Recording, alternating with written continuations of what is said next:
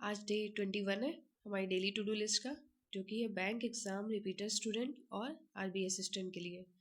देखिए ये to do list bank exam repeaters student के लिए एकदम ये समझ लीजिए रामबाण है, ठीक है। क्योंकि मैंने इसको बहुत ही, ऐसा नहीं है कि बहुत कम टारगेट रखे हैं या 2-2 घंटे वाली स्टडी रखी है जिससे आपका इस बार भी कुछ नहीं होना है। आप 1-2 हफ्ता फॉलो करके देखिए, आपको खुद अपने मॉक के मार्क्स बढ़ने लगेंगे। फिर आपको उसके लिए स्ट्रैटेजी वीडियो नहीं ढूंढनी पड़ेंगे कि मॉक के मार्क्स कैसे बढ़ाएं। इसी से आपके बढ़ने लगेंगे, क्योंकि इसमें रिवीजन भी हो रहा है, प्री भी चल रहा है, मेंस भी चल रहा है, सब चल रहा है। ऐसा भी नहीं हम सिर्फ मॉक टेस्ट के पीछे भाग रहे हैं, ठीक है। बहुत लोग अभी भी इसी टू डू लिस्ट को डेली टारगेट देने के लिए सिर्फ आपसे वो मेंटोरशिप वाले जो प्रोग्राम्स होते हैं ना, वहाँ ये पैसे मांगते हैं। मतलब ये तो देंगे ही आपको, हाँ थोड़ा गाइड भी करेंगे वो, बट अगर आप ऐसे डेली टारगेट खुद से सेट कर सकते हैं तो आपको वहाँ पैसे देने की ज़रूरत नहीं है। आप ऐसे भी पढ़ सकते हैं ऐसे करके। बस आपको प्रॉपर प्री मेंस और विद रिवीजन चलना चाहिए। तो आप इसको फॉलो करके देखिए, आपको बहुत हेल्पफुल होगी। तो आज सैटरडे, आज हमारा रिवीजन डे है। आज हम फुल रिवाइज करेंगे हमने मंडे से फ्राइडे तक किया क्या, ठीक है।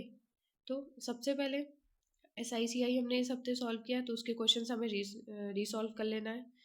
अगर आप PDF से ही करना है, वीडियो देखी थी तब भी वीडियो दोबारा नहीं देखनी, उसकी PDF उठाओ, क्वेश्चन देखो और खुद से रिकॉल करो कि क्या था सोल्यूशन, कैसे किया था, ठीक है। PDF से ही करना। मंडे को 25 DI करी थी। अगर कोई ऐसी DI थी जो नई थी, जिसका कॉन्सेप्ट तुमने समझा था फिर सॉल्व किया था, तो उसको आज फिर से रिसॉल्व करो। अगर सारी तुम्हें आती थी तो कोई बात नहीं, क्योंकि ये रिपीटर्स के लिए टू डू लिस्ट है।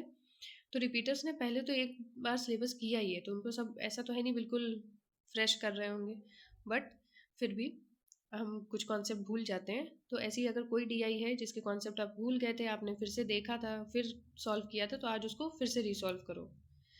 नेक्स्ट 5 मेंस DI हुई इस हफ्ते, तो उनको हम रिसॉल्व करेंगे।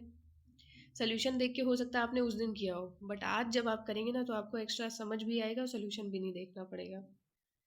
रॉन्ग, हाँ ब्लड रिलेशन के क्वेश्चन करे थे हमने, तो उसमें अगर कोई भी क्वेश्चन जैसे आपका गलत हुआ था तो उसको आज फिर से रिसॉल्व कर लेना है।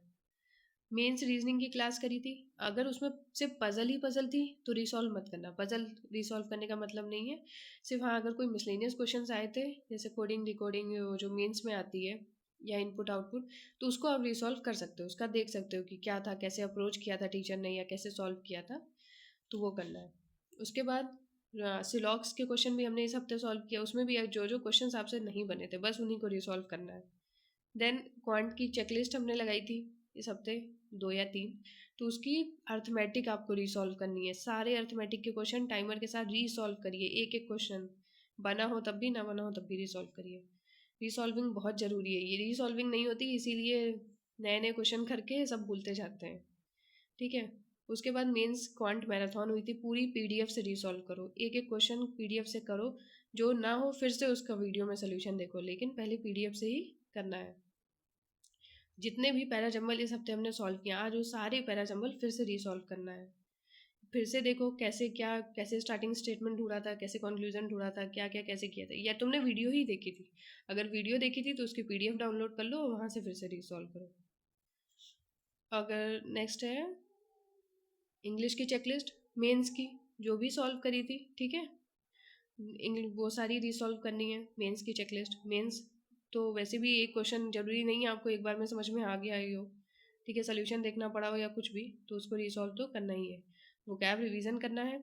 बाकी आपको देखना है कि मंडे से फ्राइडे तक आपने क्या क्या पढ़ाई की, कितने क्वेश्चन सॉल्व किए, तो वो सारी क्वेश्चन एक बार गो थ्रू तो हो ही लेना है, ठीक है। आपको पता होना चाहिए आपने मंडे से फ्राइडे किया क्या, या आपका ये हफ्ता वेस्ट किया।